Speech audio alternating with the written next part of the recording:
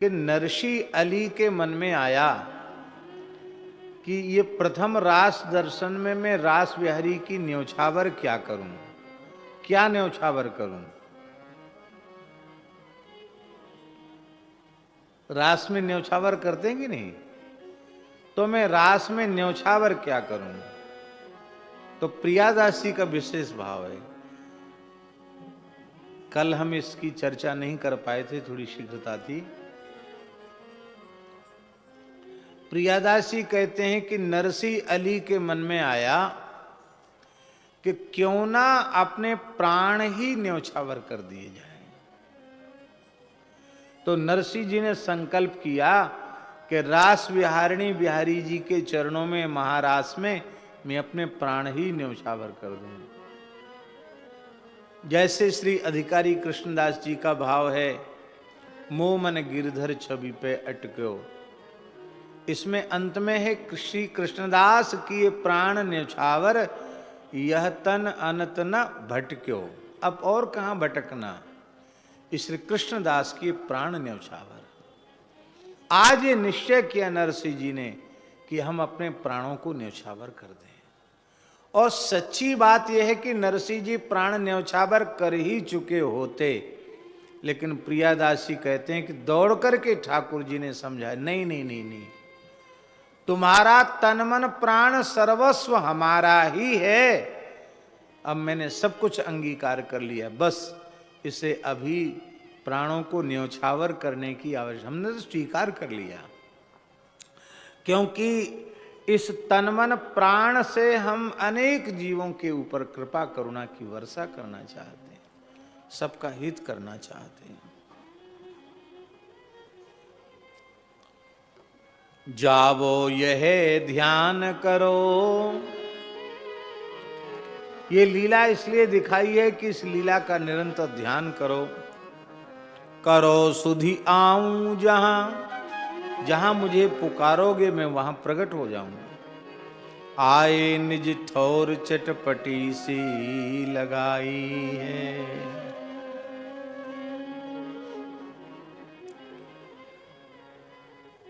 अब यहां से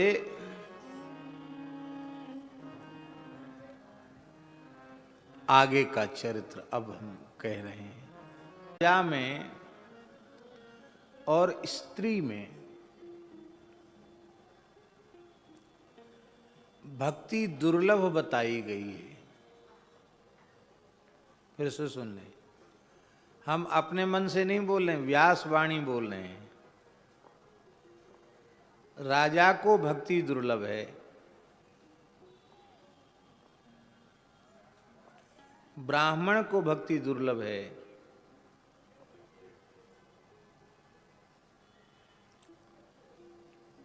और इन स्त्रियों को भी भक्ति दुर्लभ है। फिर भी स्त्रियां भक्ति स्वरूपा ही कही जाती हैं। क्यों दुर्लभ है, इसका कारण हम बता रहे हैं। श्री वृंदावन बिहारी लाल की जय।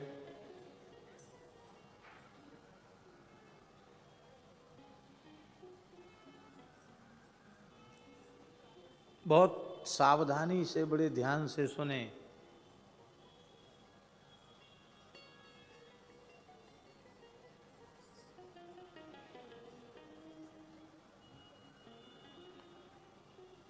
भक्ति में अहम शून्य होना अत्यंत आवश्यक है। जाति विद्या महत्वंच रूप यौवन में वच। जाति का अहंकार, विद्या का अहंकार, रूप का अहंकार, युवावस्था का अहंकार, किसी महत्वपूर्ण पद प्रतिष्ठा की प्राप्ति का अहंकार, मैं इतने ऊंचे पद पर हूं। ये जो 5 प्रकार के अहंकार हैं, ये भक्ति उत्पन्न नहीं होने देते हैं। इसलिए एते वै यत्नतः त्याज्या, इन सबको प्रयत्न पूर्वक त्याग देना चाहिए। क्योंकि पंचैते भक्ति कंटका, ये 5 भक्ति के मार्ग के कांटे हैं।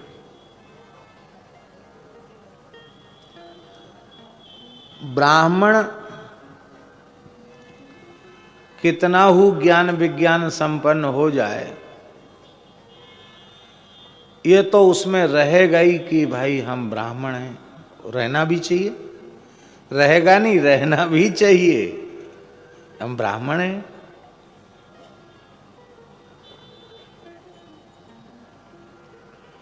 हम ब्राह्मण हैं ये तो ठीक है, और इसलिए ठीक है कि हम ब्राह्मण हैं, तो ब्राह्मण का धर्म क्या है, ब्राह्मण का कर्तव्य क्या है, इसका विचार कर हम अपने स्वरूप में प्रतिष्ठित हो जाएं, इसलिए तो ठीक है। ब्राह्मणस्य शरीरोयम क्षुद्र कामाय निश्चिते कृच्छ्राय तपसे चेह प्रत्यानंत सुखाय जो। श्रीमद् भागवत जी में भगवान कह रहे हैं उद्धव जी, ब्राह्मणस्य शरीरोयम क्षुद्र कामाय निश्चिते, ये ब्राह्मण का शरीर क्षुद्र कर्म करने के लिए नहीं है।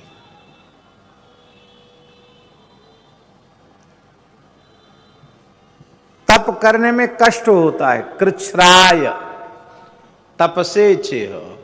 अभी देखो एक महाराष्ट्र से महापुरुष पधार रहे हैं, श्री दत्तदास जी महाराज। 21-22 वर्ष हो गए हैं, केवल नारियल जल पर ही हैं, निरंतर गायत्री की साधना करते हैं। 60 गायत्री पुरुषण इस समय उनके निर्देशन में ब्राह्मण तप पूर्वक कर रहे हैं। कहीं न कहीं तो भगवान ने ऐसे बीज रूप में ऐसे महापुरुषों को सुरक्षित रखा है। तो कृच्छ्राय तपसे चेह, कष्ट पूर्वक तप करने के लिए, कष्ट सहकर तप करने के लिए और अनंत ब्रह्मानंद की प्राप्ति के लिए भगवान ने हमें ब्राह्मण कुल में जन्म दिया है, ये तो ठीक है। किंतु यदि हम केवल अहंकार ढो रहे हैं तो विप्राद्विषद गुणयुता दरविंद नाभ पादारविंद विमुखात् स्वपचम वरिष्ठम मन्ये तदर्पित मनोवचने हितार्थ प्राण पुनाति सकुलम न तो भूरिमान। श्रीमद् भागवत में प्रहलाद जी कह रहे हैं, 12 गुणों से युक्त ब्राह्मण यदि भगवान के चरण कमलों की भक्ति से शून्य है तो उस ब्राह्मण की अपेक्षा वह सर्वगुण शून्य स्वपच श्रेष्ठ है। कौन सा स्वपच? मन्ये तदर्पित मनोवचन, जिसने अपना मन वाणी और शरीर इंद्रियों को भगवान को समर्पित कर दिया। ऐसा वह समर्पित शरणागत चांडाल स्वयं को भी भक्ति के आचरण से पवित्र कर देगा, अपने कुल को भी पवित्र कर लेगा, किंतु न तो भूरी मानः, अहंकारी ब्राह्मण ना अपने को पवित्र कर सकता है न अपने कुल को पवित्र कर सकता है। अहम शून्य होना कठिन है, क्योंकि वो जाति का अहंकार नहीं त्याग सकता है, इसलिए भक्ति प्राप्त होना कठिन बताया, भक्ति दुर्लभ बताई ब्राह्मण को।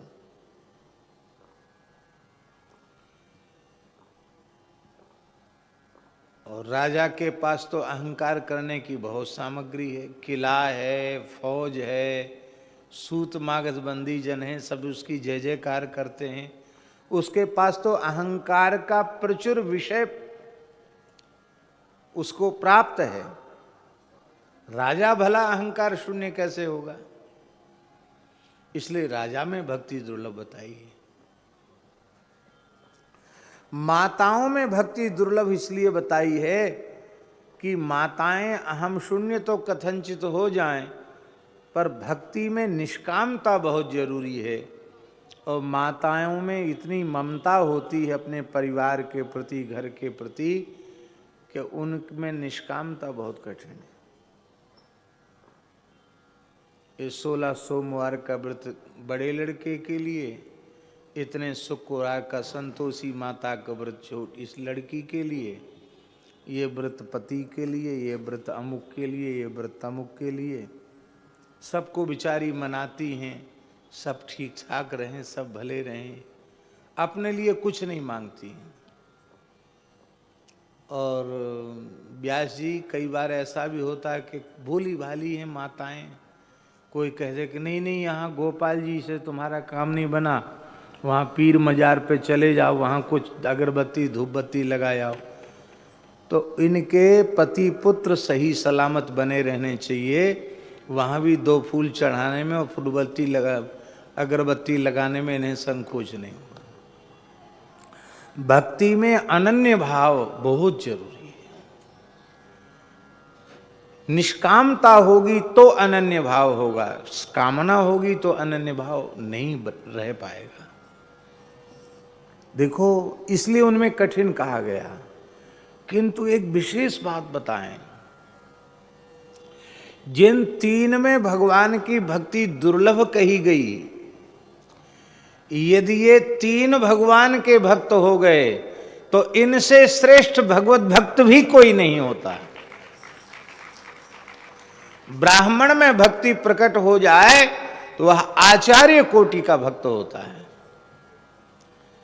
श्री शंकराचार्य, श्री निम्बारकाचार्य, श्री रामानुजाचार्य, श्री रामानंदाचार्य, श्री निम्बारकाचार्य, श्री मध्वाचार्य, श्री विष्णु स्वामी आचार्य, श्री वल्लभाचार्य प्रभृति सभी आचार्य पवित्र विप्र कुल में उत्पन्न हुए हैं।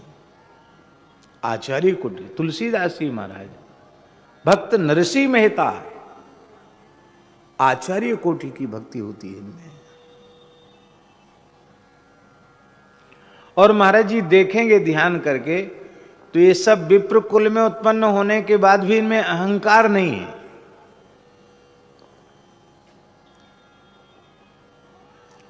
तुलसीदास जी महाराज की वाणी देखो, बिल्कुल अहंकार है ही नहीं। सूरदास जी महाराज सारस्वत विप्र कुल में जन्म हुआ है, सारस्वत ब्राह्मण है सूरदास जी, लेकिन मौसम कौन कुटिल खल कामी,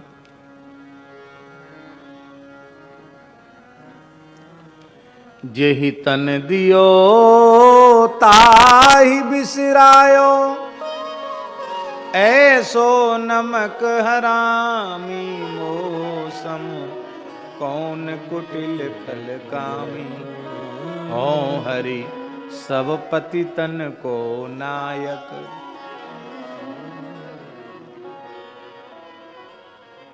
श्री तुलसीदास जी का दैन्य देखिए, उस काल के आचार्य श्री यामुनाचार्य जी का दैन्य देखिए, श्री रामानुजाचार्य जी के गुरुदेव, न निंदितम कर्म तदस्ति लोके, सहस्रसो यन्न मया व्यधाई, सोहम विपाकावसरे मुकुंद, क्रंदामि संप्रत्य गतिस्तवाग्रे।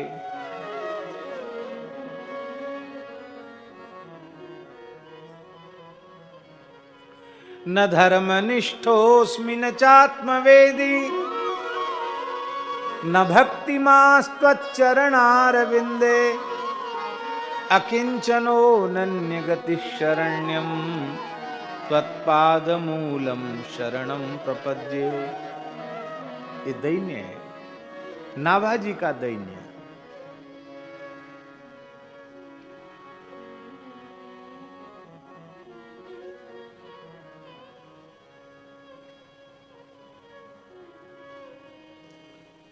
महाराज जी हमारे वृंदावन के रसिकाचार्य में श्री हरिराम व्यास जी महाराज, विशाखा जी के स्वरूप, पवित्र सनाड्य विप्र कुल में उनका जन्म है और प्रकांड विद्वान, काशी में शास्त्रार्थ करने गए थे। 52 रियासतों के राजा जिनके चरणाश्रित थे, और वो हरिराम व्यास जी कहते हैं, व्यास ही बामन मत गिनो, व्यास ही बामन मत गिनो। तब कौन हो? बोले हरिदासन को दास। मैं हरिदासों के चरण कमलों का भी मैं दास हूं। मैं दासानुदास हूं।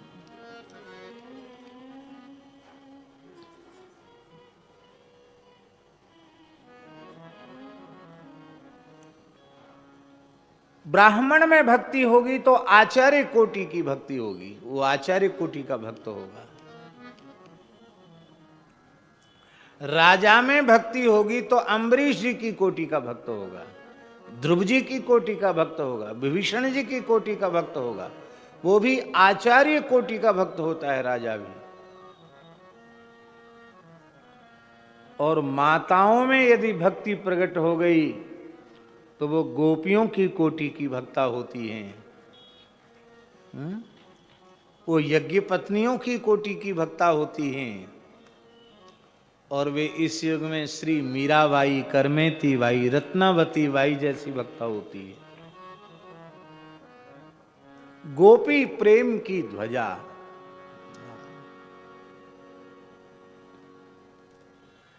नरसिंह जी में भक्ति प्रतिष्ठित हुई है तो नरसिंह जी आचार्य कोटि के भक्त हैं।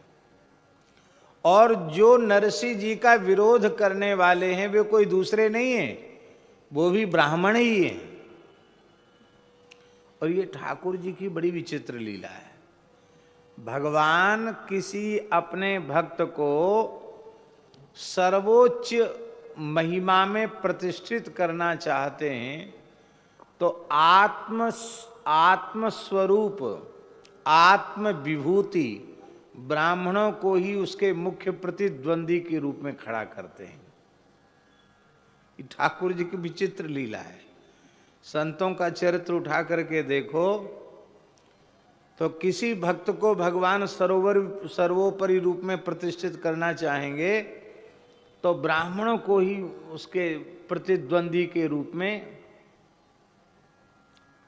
मुख्य विपक्ष के रूप में, ऐसा समझ लो, टक्कर लेने वाले ब्राह्मण के रूप, ब्राह्मण को ही खड़ा करेंगे।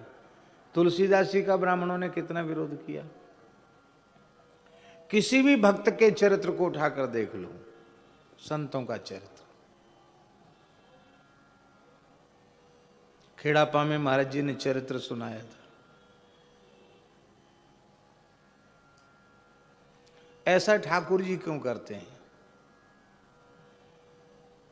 ठाकुर जी बड़ी लीलाधारी है।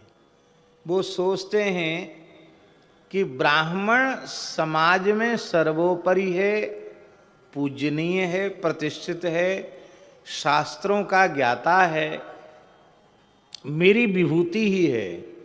और इस ब्राह्मण के मन में भक्ति की महिमा प्रतिष्ठित हो जाएगी, ब्राह्मण भक्त के आगे, संत के आगे नतमस्तक हो जाएगा तो संपूर्ण समाज मेरे भक्त के चरणाश्रित होकर के मेरी अनुपम भक्ति को प्राप्त करके कृतकृत्य हो जाएगा, कृतार्थ हो जाएगा। ब्राह्मण विरोध न करें तो भक्त की महिमा प्रतिष्ठित ही नहीं होगी। इसलिए हम तो ये समझते हैं कि ठाकुर जी ही लीला करते हैं इस रूप में। महाराज जी दुर्वासा जी को खड़ा न करते तो अम्बरीश जी का नाम कोई जानता? दुर्वासा जी को खड़ा न करते ठाकुर जी तो अम्बरीश जी का नाम कोई जानता? तमाम भक्त प्रकट हुए हो चले गए।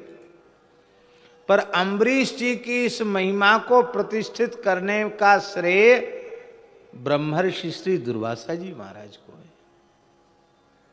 ये सब ठाकुर जी की लीला है। नरसिंह मेहता को भी सर्वोपरि रूप में प्रतिष्ठित करने के लिए ब्राह्मणों का अत्यंत विरोध सहन करना पड़ा। कितना भारी विरोध सहन करना पड़ा।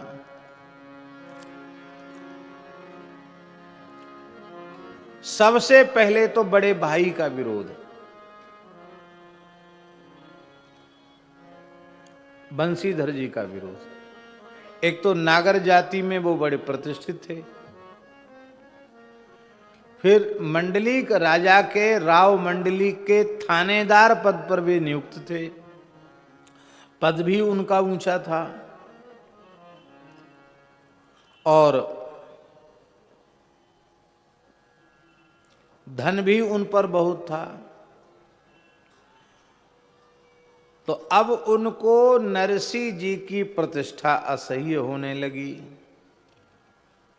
क्योंकि ठाकुर जी ने अक्रूर जी को भेज करके नरसिंह जी के लिए पृथक महल बनवा दिया, निवास बनवा दिया। इतना बड़ा पंगत घर ठाकुर जी ने बनवाया कि कम से कम 2000 साधु ब्राह्मण एक जगह बैठकर प्रसाद पाले। इतना बड़ा पंगत घर नरसिंह जी के यहाँ। और इतना बड़ा पंगत घर होगा तो रसोई कितनी बड़ी होगी भाई। 2000-3000 वैष्णवों के लिए नित्य प्रसाद भोग बने, ऐसा भंडार भी तो छोटा मोटा नहीं होगा। इसी के अनुपात में कुठार होगा, इसी के अनुपात में संत निवास होगा, अतिथि निवास होगा। तो ठाकुर जी ने नरसिंह जी के महल चिनवा दिए, ऐसा समझिए। सारी व्यवस्था कर दी। तो बंशीधर जी को लगा अरे इसको तो हमने निकाल दिया था एक प्रकार से, क्या ये वेशभूषा बना के आया, तिलक लगा के आया, माला पहन के आया, टोपी लगा के आया, एक तारा लेके आया और हमारी बात नहीं मानी। और हम तो सोचते थे कि दर दर की ठोकर खाकर अंत में रोता गिड़गिड़ाता हुआ मेरी ही शरण में आएगा, मैं 2-4 रुपए की नौकरी कोई इसको भी दिलवा दूंगा, ऐसा सोचते थे वो। लेकिन अरे आश्चर्य है,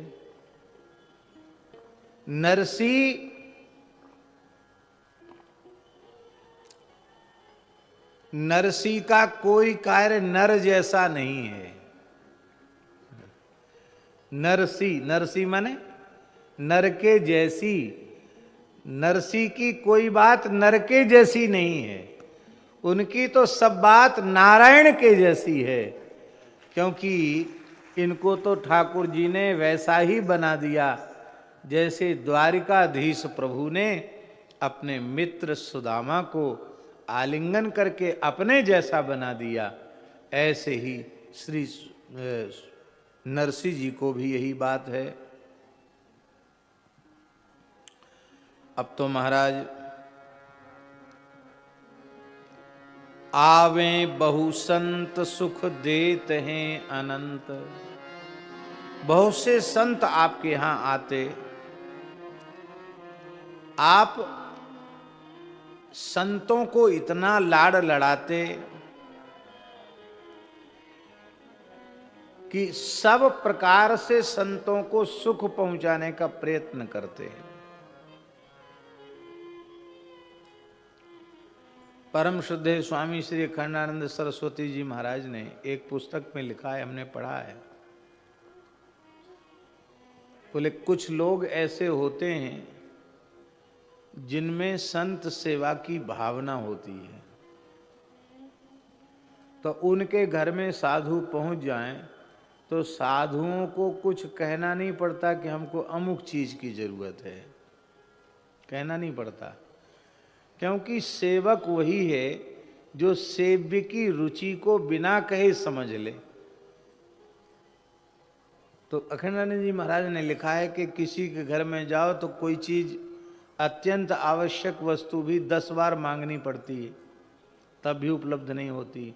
और कहते किसी किसी के घर में हम गए, एक वैष्णव के घर में गए तो मिट्टी भी छान के रखी है, कोई कंकड़ नहीं उसमें, क्योंकि शौचालय में मिट्टी का प्रयोग करते हैं, मिट्टी। और बोले दातुन बढ़िया से पत्थर से कूट करके पानी में भिजा करके उसकी कूची बनाकर दातुन रखी थी, माने दातुन को दबाकर कूची बनाने का परिश्रम भी न करना पड़े। अखंडानंद जी महाराज ने लिखा है। और बोले भोजन किया नहीं कि बस मुख शुद्धि और खड़ी का सींक तक दांत खोदने वाली, यहां तक नीम की सीख।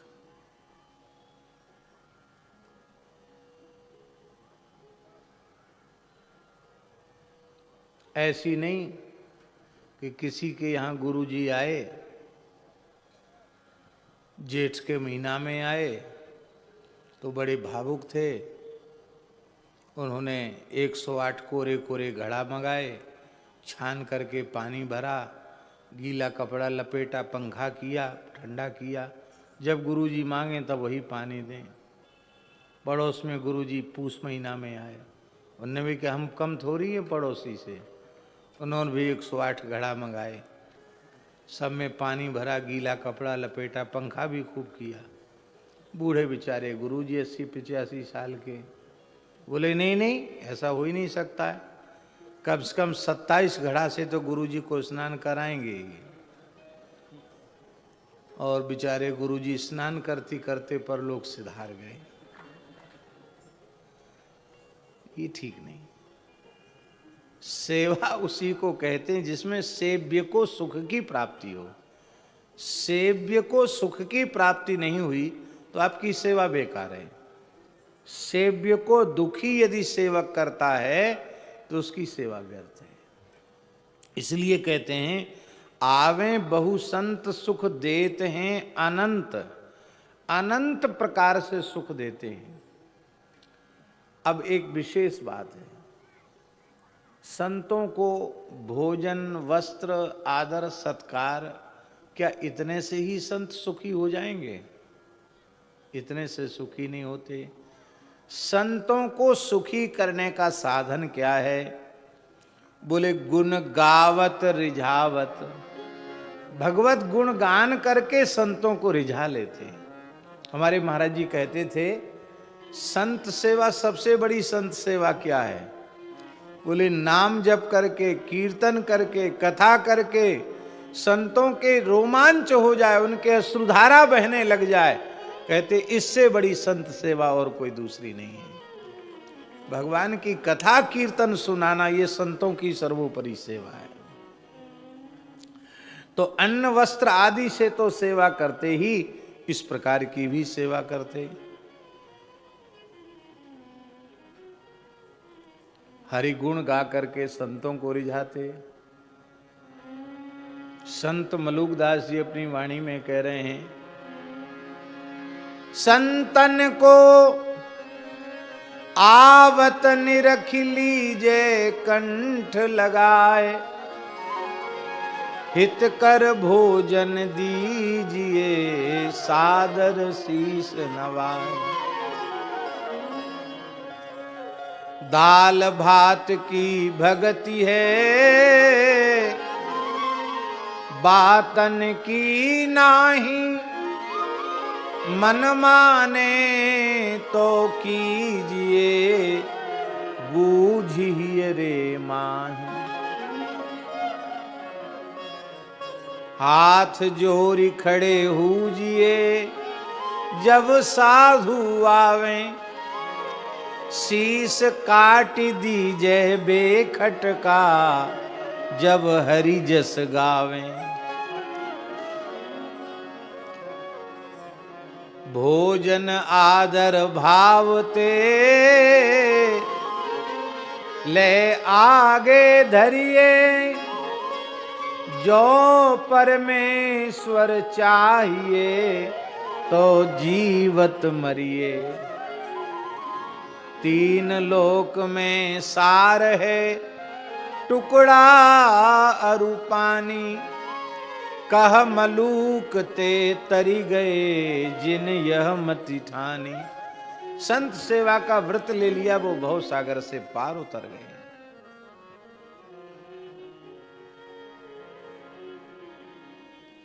श्री ठाकुर की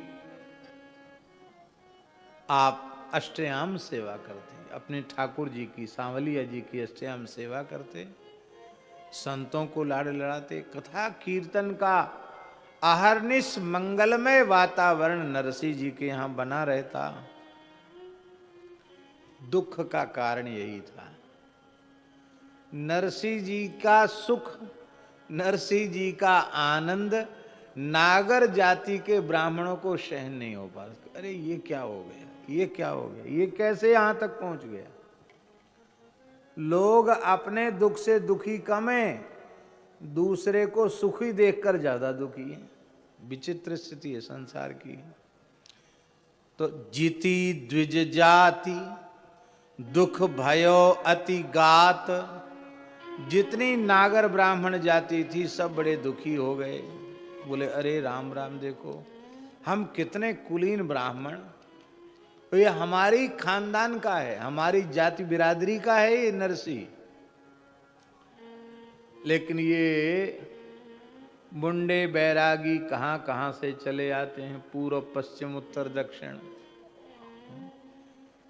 इनकी तो पूर्व पश्चिम उत्तर दक्षिण चारों दिशा जगीरी में, मन लागो मेरो यार फकीरी में। और कहावत है कि मुड़ो बाबाजी और घुटी दवाई। इनका कोई अता पता नहीं कि है क्या इसमें। घुटी दवाई में कहाँ पर तो कहाँ मिले हो भाई। और मुड़ो बाबाजी कहाँ पर तो लग रही कहाँ को बाबाजी, कौन है। तो ब्राह्मणों को इस बात का था कि ये ब्राह्मण होकर के इन साधुओं के चरण धोता है, इनकी आरती पूजा करता है, इनका उच्छिष्ट भी ग्रहण करता है। अरे राम राम, हमारी तो जाति ही कलंकित हो रही है। वो आश्चर्य की बात है, हम कमाते कमाते परेशान हैं, फिर भी परेशान ही हैं। और ये एक पैसा उपार्जन नहीं करता, न एक बीघा खेत है, न किसी की 2 पैसा की नौकरी है, और हजारों लोग भोजन करते हैं इसके। ये आखिर करता क्या है, क्या है इसके पास, क्या चमत्कार है। देखकर बड़े दुखी थे। पर उन ब्राह्मणों के विरोध का नरसिंह जी के ऊपर कोई प्रभाव नहीं था। वे अपने मन में विचार करते थे कि ये भी हमारे परम हितैषी हैं।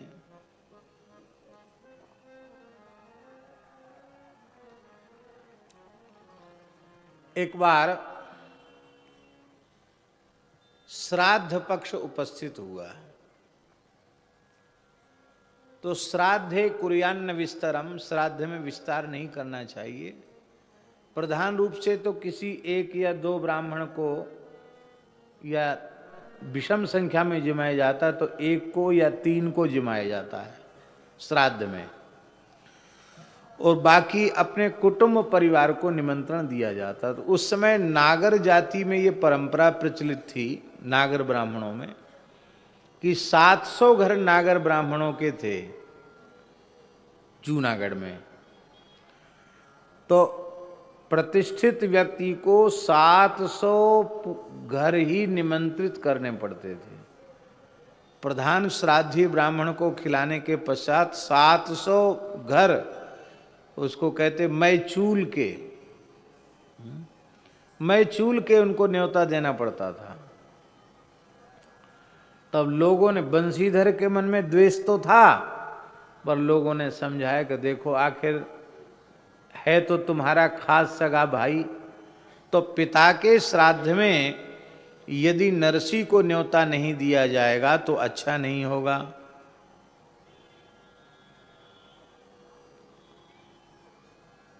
तो लोगों के, भाई बंधुओं के कहने से बंशीधर जी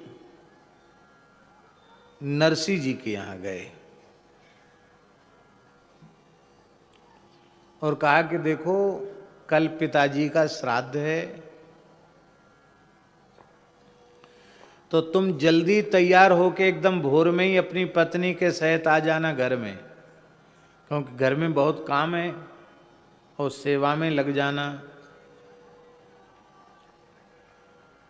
नरसिंह जी ने अपने भाई को प्रणाम किया और बड़ी विनम्रता से कहा कि हमारे ठाकुर जी की सेवा माथे विराज रही है, ठाकुर जी की सेवा करके, श्रृंगार आरती करके, और संत भगवंत विराज रहे हैं, तो संतों को कुछ व्यवस्था करके मैं जितने जल्दी होगा उतने ही जल्दी आपके यहां पहुंचूंगा। इतना सुनते ही वंशीधर के क्रोध का पारा तो 7वें आसमान में पहुंच गया। बोले अच्छा, तू अपनी आदतों को छोड़ता नहीं है, हैं? तैने नागर जाति की प्रतिष्ठा एकदम धूल धूसरित कर दी है। इन मुंडे बैरागियों की सेवा की इतनी बड़ी महिमा कि तू पिता के श्राद्ध में भी समय से उपस्थित नहीं हो सकता। तो हम तो लोगों के कहने से एक, आजकल की भाषा में कहें, फॉर्मलिटी अदा करने के हिसाब से हैं कि लोग हमको नाम धरेंगे, इस हिसाब से हम आए थे तुमको कहने के लिए। हमारे मन में नहीं था कि तू मेरे यहां आए, लेकिन लोग क्या कहेंगे, आखिर तू मेरा भाई है, इस नाते से मैं कहने आया था। लेकिन अब मैं समझ गया कि तू अपने पिता के प्रति भी श्रद्धा नहीं रखता, अपने बाप का नहीं हुआ तो मेरा तो कैसे होगा, ऐसे बोला। तो देख, अब तुझे मेरे घर में श्राद्ध में आने की आवश्यकता नहीं है, और तेरी अपने बाप में यदि श्रद्धा है ही तो स्वयं श्राद्ध कर लेना अपने घर पे, मेरे यहां मत आना। नरसिंह जी ने कहा कि जो आ गया। देखिए, अक्रूर जी महाराज पूरा महल मकान ठाकुर द्वारकाधीश जी की आज्ञा से बनवा करके और इतनी सामग्री घर में रख करके गए थे कि कोई काम धंधा न करे, 3 वर्ष तक खर्च करे तो, लगातार खर्च करे तो 3 साल में खर्च होगा, और 5000 स्वर्ण मुद्रा ऊपर से अक्रूर जी दे के गए थे नरसिंह जी को। और नरसिंह जी ऐसे फक्कड़ महात्मा कि उन्होंने साधु सेवा में, उत्सव महोत्सव भंडारे में 6 महीने में ही सब जैसी आराम कर दिया। जब बंशीधर जी न्योता देने आए थे उस समय इनकी स्थिति ये थी कि ठाकुर जी को भोग क्या लगे, ये स्थिति, सब लुटा दिया, कुछ नहीं था घर में, एकदम अकिंचन हो गए। संत सेवा में व्यय कर दिया था, जो कुछ आता उसको सूर्यास्त के पहले ही आप समाप्त कर देते, बस जैसे तैसे ठाकुर सेवा, संत सेवा की व्यवस्था हो जाती। लेकिन अब बड़े भाई की आज्ञा हो गई है, ज्येष्ठ भ्राता पितु समः, बड़ा भाई पिता के तुल्य होता है। और बड़े भाई ने कह दिया कि तुम खुद श्राद्ध कर लेना, तो श्राद्ध में ब्राह्मण को निमंत्रित तो करें। तो श्री नरसिंह जी महाराज चौराहे पर आए, और वहाँ चबूतरे पर कुछ नागर ब्राह्मण बैठे थे। नरसिंह जी ने बड़ी श्रद्धा से प्रणाम किया, जय श्री कृष्ण किया, और कहा, पुरोहित जी, कल हमारे पूज्य पिताजी का श्राद्ध है, आप हमारा श्राद्ध करवा देना और हमारे यहाँ प्रेम से श्राद्ध में भोजन करना, और आप जिन्हें उचित समझें से 2-4 ब्राह्मण बता दीजिए, तो 2-4 ब्राह्मणों को और बुला लिया जाएगा। अब वो तो सब चिढ़ते थे नरसिंह जी से, तो उन्होंने कहा कि अरे नरसिंह, शेष ब्राह्मणों ने तुम्हारा कौन सा अपराध कर दिया जो तुम उनको निमंत्रण नहीं दोगे? अरे इतने निठल्ले बाबा जियों को खिलाते हो, और पिता का श्राद्ध रोज रोज आएगा क्या? वर्ष में एक बार आता है, उस पर तुम ठीक से भोजन नहीं कराओगे, ये ठीक नहीं है। क्या सभी नागर ब्राह्मण प्रसाद के अधिकारी नहीं हैं? जैसे तुम्हारा बड़ा भाई पंडित वंशीधर जाति गंगा को अपने घर में बुला रहा है, जाति गंगा आने से सब पवित्र हो जाता है। तुम भी जाति बिरादरी गंगा को बुला लो, एक बार सब ब्राह्मणों के चरण धो लो, धन्य हो जाओगे। जिनका कोई ठिकाना नहीं, कौन सी जाति है, कौन सी पांति है, कौन सा संप्रदाय है, ऐसे साधुओं के तो तुम पैर धोते हो, ब्राह्मणों का आदर तो करते नहीं हो। अवसर उपस्थित है, अब तो कर लो।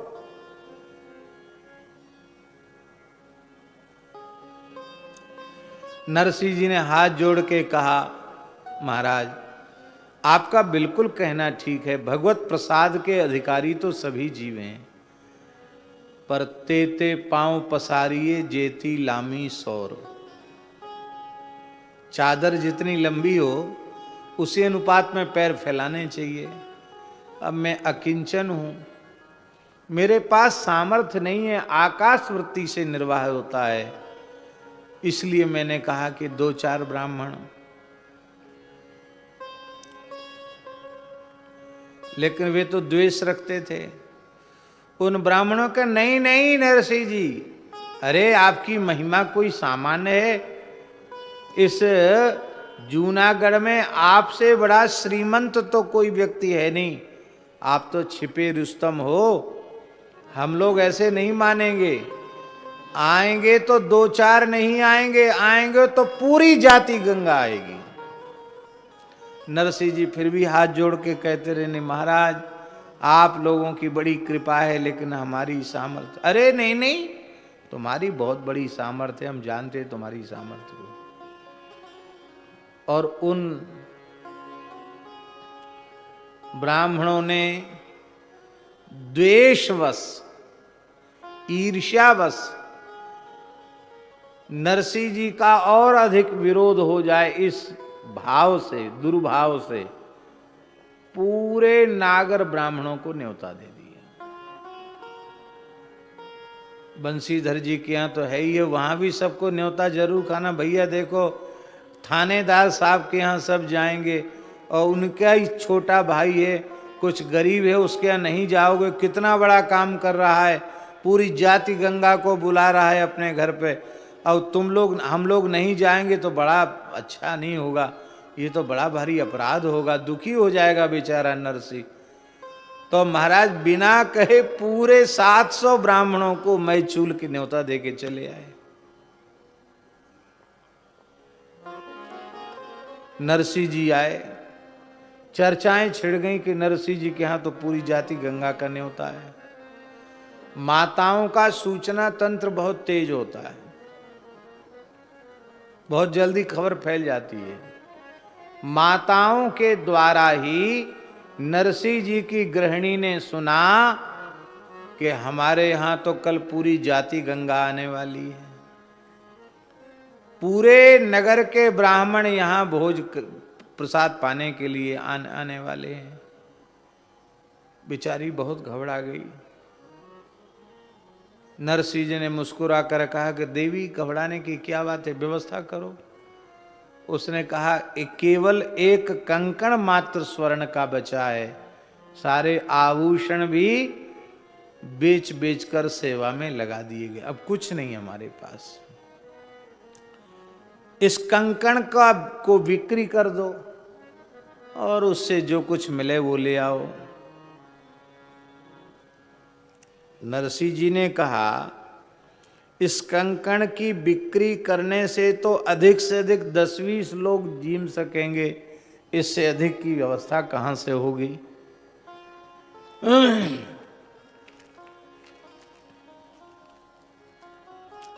चलो कहीं से कुछ उधार मिल जाए तो भी ठीक है।